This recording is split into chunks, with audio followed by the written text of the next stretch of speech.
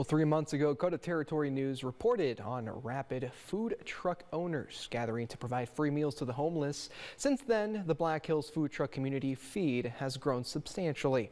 Hundreds stopped by Market Park in Rapid City on Sunday to receive a free meal. Melissa's Fry Bread owner, Melissa Walters, started the events and recruited multiple other food truck owners to join her in the monthly charitable endeavor.